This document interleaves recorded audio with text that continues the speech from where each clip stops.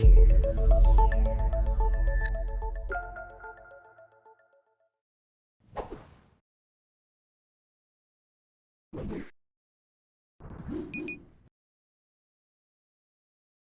the next tool we're going to be talking about is masks, and it is a very important tool to know how to use because it's going to be used fairly extensively throughout the course, and in particular in dodging and burning. And basically what masks allow us to do is just to reveal only a portion of a layer and essentially apply only that portion to our image. And masks can be applied to a standard sort of rasterized layer, like for example our healing layer. If we were to duplicate the background layer, we can apply a mask to that. And similarly, it can be applied to an adjustment layer. So by default, when you create an adjustment layer, a mask is created for you, but of course the mask is entirely transparent, so it's letting everything through. For example, if I turn on the black and white layer, you can see it's entirely being applied. Now, if we want to scale back that layer, we of course know that we can use opacity for that. But if we really want to control the area in which a layer is applied, we can do that using a mask. So the mask is right here, and as you can see, it's white. So white means that it is letting that particular layer through. When it's black, it is not letting any information through. So you can always see the contents of a mask by holding down the Alt or Option key and clicking on the mask, and then you'll see what's actually on that mask. And then what we can do is if we want to hide certain portions, we can do that. Now let's go ahead and actually look at maybe this layer over here, which is going to be a little bit easier to visualize. So we're going to set this back to normal blending mode here. And if you want to add a mask, you simply have to click down on this little mask icon. Now, if you want to add a white mask, that is going to be the default. So if we click down, you're going to get a white mask there. And if you want to have a black mask, you can, again, hold down Option or Alt, and it's going to give you a black mask. So depending on where you want to start, like let's say, for example, I only want to reveal a very small portion of that layer, then it makes sense just to start with black first and paint in white. Or if I only want to hide a very small portion, it makes sense to start with white and paint in black.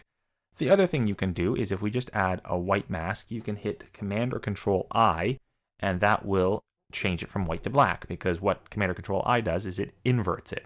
And inverting is basically going from white to black, because kind of the opposite color is what invert will do. So the opposite of white is black. So in this case, we've started with our black layer here, and if I grab a brush with a 30% flow and I start painting, you'll see that that starts to get revealed wherever I have painted. So let's say I paint around the entire face. Now obviously this is not going to be a particularly good example because you would probably never do this. It's not going to be much of an image if we do that, but I'm just kind of giving you an example of something that you would paint around the face. And I'm going to show you where we can use this in a more realistic example as well. So let's say I've made a really rough painting of the face. Now let's say, over here I've gone a little bit too far. I've painted outside the face, so I want to fix that.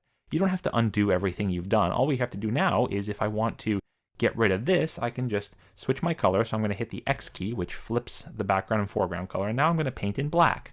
I'm going to get a smaller brush and I'm just going to kind of refine this area around the face. And that's just going to kind of hide that area where I just went a little bit too far. So let's imagine that that is perfect and that's what we want. Obviously, we can still do a little bit of work here for the purpose of demonstration. I think that is fine. So we've got a rough mask there, and we can see that mask again by holding down Option or Alt, and we can see that we've missed a few spots. So what we can do is, first of all, just let's remove it from here. And let's grab, again, we're going to hit the X key and we'll grab the white color and just paint in the inside just to make sure that we've got everything filled in there. So that's filled in. Now, one thing I'll also show you can do when we talk about selections, I'm going to show you how you can fill something in a sort of more bulk manner, but we'll get to that when we get to selections in the next lesson. So let's just go ahead and paint a little bit more in white here, and I think I'm happy with that. So let's just imagine that is our mask there, and it is just basically a selection of the face. So that's just revealing that portion only. Now, obviously, when we're painting with whatever feathering we have, so all of the same things apply. If we've got a soft brush, we're going to see a fairly soft selection or painting within that mask. So everything that you learn about brushes applies to a mask, and you can do a lot of the same things to brushes that you can within an image. So for example, we can do something like blurring. So we can go into Filter, Blur, and Gaussian Blur, and we can blur that mask. If we decided that we want to feather that edge more, we can blur it just like we can a regular rastered layer. So that is always an option for you as well. Now, obviously, again, this is not a terribly helpful example, but what we can do now is let's say that we want to apply, a color change to just the face. So let's just hide this layer here. And let's say I'm going to do a color change. So what I can always do is make a selection out of an existing mask that I have. So if I hold down Command or Control, it's actually going to create a selection for me. And again, we're going to talk about selections a little bit later in the next lesson, but this is just one thing that you can use a mask for. We can now go in selecting the selective color option. And now what I can do is, for example, start shifting the tones. So if I decided that, I don't like the skin tone here, I can go into, for example, yellows and perhaps, add a little bit more magenta or take a little bit more magenta away, take out a little bit of yellow or something along those lines. And now what I've got is I've got this selective color, but it's applied only to the area that I want, which is, of course, the face. Now, if we were doing this for real, we may want to use a slightly better selection method of making that, but generally, anytime you make a selection and then you apply some sort of adjustment layer, you're effectively creating a mask. So you just need to know how to work with those masks and sort of what they do. So that's kind of a quick example there. But again, sky is the limit as far as what you want to do. It's really great for something like, for example, the healing layer, where we decide, we went too far on a particular area, or remember over here, we covered up this hair. So I decided that, I don't want to actually remove that hair. I actually want to add it back. So we can go back and we can add a mask here now. And we're going to select the black paintbrush. And I'm just going to paint over this. And as you can see, it's just going to reveal that area again. So we don't have to completely discard our healing layer, nor do we have to delete whatever's on that layer. We can just hide that effect within that particular area. So where I painted here, and again, these masks oftentimes don't have to be entirely precise. I mean, I kind of ran off the screen a little bit here, but we didn't really do much retouching in that area, so it's fine. So again, instead of, just deleting all of this healing that was going on up here, I just sort of hid whatever we've got going on in this area, which is sort of the hair removal, through the mask. So where are we here? So there we go. Yeah, so you actually won't see that with the mask enabled. So I have to just turn that off. So what you can do is, if you ever want to turn a mask off, sort of one last thing to point out, which is that you can hold the Shift key. So you can hold down Shift and click on the mask, and that will actually hide the effect of the mask. And again, that can be very useful if, for example, we decide that, I don't want to apply that mask, or I want to see the effect across the entire image. Like let's say over here where we did this adjustment on the skin, let's say we want to see the adjustment on the entire image. So we can just hit Shift here again. The effect is very subtle, but I assure you it is showing up, and we're sort of hiding the mask and showing the mask.